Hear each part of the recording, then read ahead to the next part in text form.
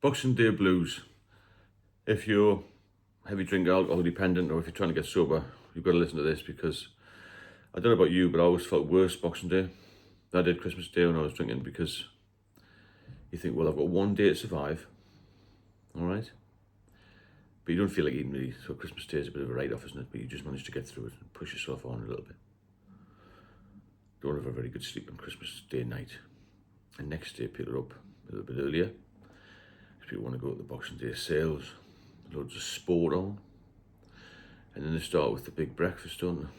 The last thing you want as an alcoholic is something to eat. Isn't it a big fried breakfast? You're not feeling very well. You probably haven't eaten well for months, even years. It was years before I ate properly. I'd been just picking at food for 2 or 3 years, really longer than that even. When you're an alcoholic, you don't eat properly. You're very malnourished. Now, 5 years on from that, the last 2 to 3, I've been getting better every day. Had a fantastic day yesterday. I did all the cooking yesterday. 90% of it anyway. I didn't do the washing up, mind. Felt great, had loads to eat. I even felt like having something when I got back.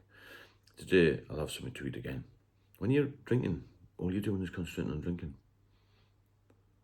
I did a video the other day about the last Christmas drinking. All I was doing was going up and down the stairs, opening bottles silently, and it was just a total nightmare. Boxing Day, I had to do the same.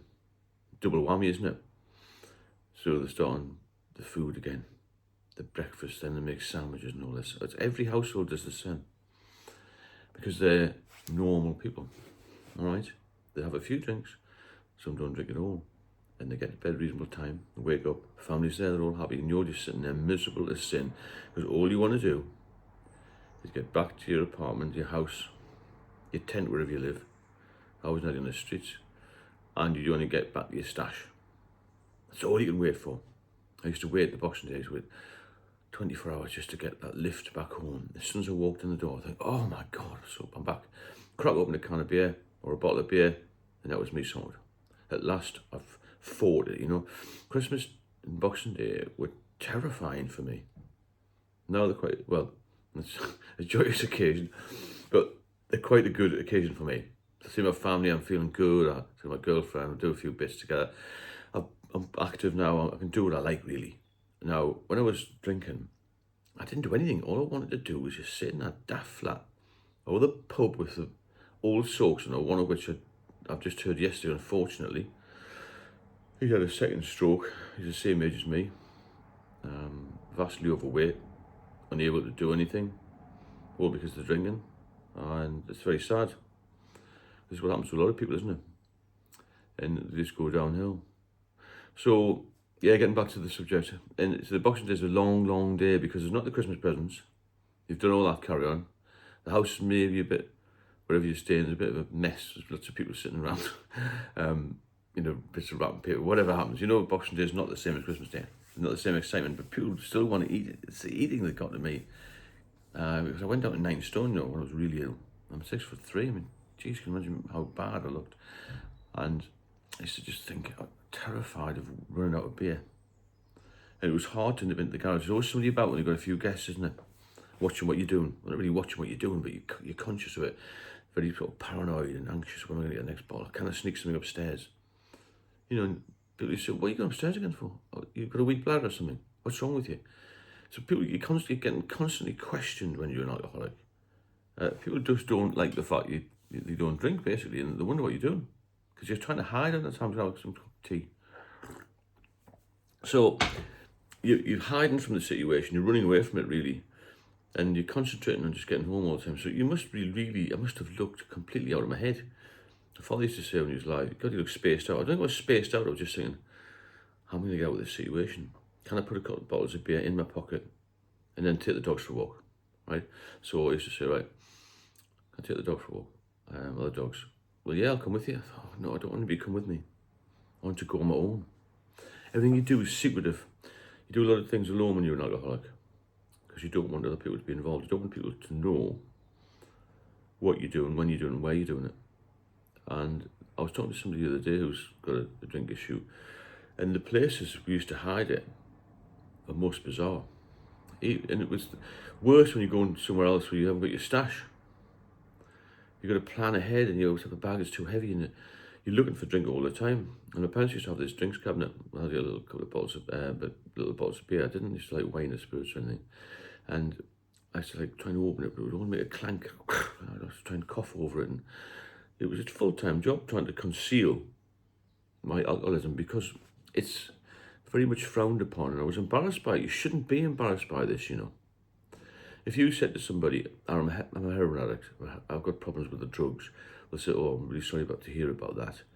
Or maybe give you some help. If you say you're an alcoholic, people just say, oh, you're drinking too much, you're a drunk. It's self-inflicted. Oh, let's carry on. But it's an illness. It's been proven to be an illness, alcoholism. It's an addiction. I even get some people coming on the channel and say, oh, just stop drinking, you're an idiot, and all this kind of people who are always going to be like that. There's always going to be people who criticise what you try and do. And here to help people, and idiots come on and say, oh, you look drunk and all that nonsense. What a load of piffle, you know. So basically, you're aware all the time that you're out of place, if that makes sense. You're not normal. But as far as I can see, I'm perfectly normal when I haven't got a drink.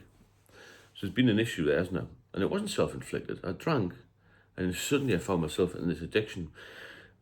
I mean, it would be incredibly good to find out at which point people turn from heavy drinker to alcohol dependent. Because if you could find that area, then the medics and other people can pinpoint it and get the turning back clock on, if that makes sense. Because we go through, I'm sure you go through these 4.5 stages. Stage 1 of the social, 2 is heavier drinking, 3 when you know it's doing you harm, 3.5 when you're really on the edge of going into alcoholism, and 4 when you're in the active addiction, when you can't get out of it unless you really push it, which I had to do. And there's hope out there, and you can't do it. But when you get to stage 4, you've got to really fight it. If you get hit at stage 3 and stage 3.5, where you know the doctors will say, right, this is what you're doing. This is what we're going to do. This is the area where you've got to, it's going to be addressed, and not get into this stage 4 of active addiction. Because once you're there, it's crossover point. There's no turning back then, is there? So why we turn from heavy drinking to alcoholic at one point is what we need to find out. I don't know if anybody's got any thoughts on that, but I welcome any thoughts on when they did actually turn. I mean, various ideas, because I think back, your memory's not that good, when I started drinking in the morning a little bit. But I did that a few times when I was on holiday, you know, the hair of the dog. But I didn't know when I came home. So you can't just be an alcoholic on holiday. You're either an alcoholic or you're not. And, you know, you've got to try and find this spot where you actually, I mean, there's lots of warning signs out there. There's lots of videos about warning signs. We all know what the warning signs are. Feeling groggy, drinking in the morning. But there must be a point where physiologically you turn from being a heavy drinker or being even a social drinker to being alcohol dependent. Is it a change in career? Is it something in the mindset? I don't know what it is. There's so many different parts of it, really, aren't there? It's not just one thing. It's not, oh, something happened, somebody died, or something happened in my life and it turned me into an alcoholic. It doesn't turn everybody into an alcoholic just because they have a death in the family. It's already in you, I think, in some people. Oh, lost my job, so I turned into an alcoholic. You're already a heavy drinker at that point, aren't you? I know lots of people who have lost their jobs, lost family. It's just the cycle of life, isn't it? You're going to lose people in life. We're all going to pass away, unfortunately, at some point. You're all going to have trauma. We all have trauma. And when you're sober, you still have trauma. You might have more because you're doing more. But you can cope with it. But when you're in active addiction, everything's extra stressful, isn't it? It's all a hassle. So if you, again, are sober, brilliant, keep going. If you've had a relapse, don't beat yourself up about it, because I had plenty of relapses. Get back on the sober track. It's a good day for reflection today, and it's a good day to think about maybe January the 1st. I know a lot of people talk about dates. You should stop now. You can't just stop now. You can't just turn back 30 or 40 or 10, 20 years of drinking in one day. It's got to be a gradual process. You've got to give yourself a start date, maybe a bit of a target, sort of just ease off a little bit. If you're very ill with it, then you've got to get medical advice, of course. And let's try and get as many people as possible into 2025 with a sober idea, at least. Because, believe you me, it will really turn your life around.